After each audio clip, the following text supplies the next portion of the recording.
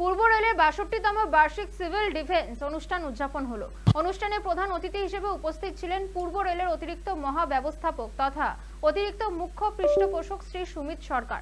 অনুষ্ঠানটি পূর্ব রেলের একটি গুরুত্বপূর্ণ অংশ। এদিন এই অনুষ্ঠানের মাধ্যমে সিভিল ডিফেন্স সংক্রান্ত বিভিন্ন কার্যক্রম ও কৃতিত্বের প্রদর্শনী করা হয়। এদিনের অনুষ্ঠানে উপস্থিত থেকে পূর্ব রেলের অতিরিক্ত সুমিত সরকার জানিয়েছেন, সিভিল ডিফেন্স কর্মীরা অনেক ভালো কাজ করেছেন, তাদের সংখ্যা বাড়ানোর প্রয়োজন আছে। পাশাপাশি তাদেরকে বিশেষ পুরস্কারে ভূষিত করার জন্য আগামী দিনে রাষ্ট্রপতির কাছে অনুমোদন পাঠানো হবে। आगे को अगर हम कंट्रोल कर ले तो हम बड़े बड़े हादसा से बच सकते हैं।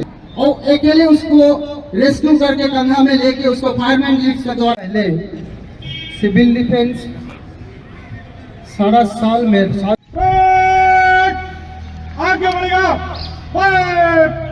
अकेले।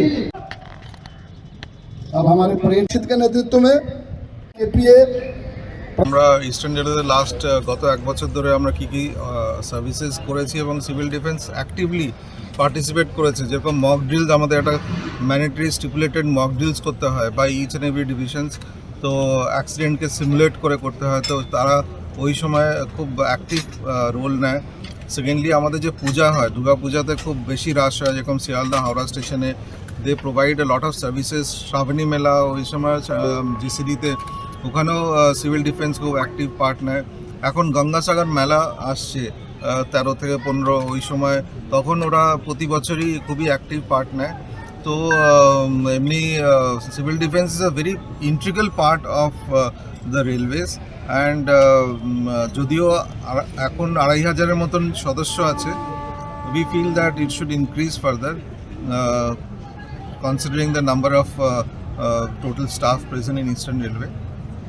Civil defense by word means defense to the civilians, so protection of the civilians. So that is the motto of this service. And আপনারা দেখলেন অনারেবল প্রাইম মিনিস্টার নরেন্দ্র মোদিজিরও মেসেজ দেখলেন আপনারা, সেখানেও হাইলাইট করেছে।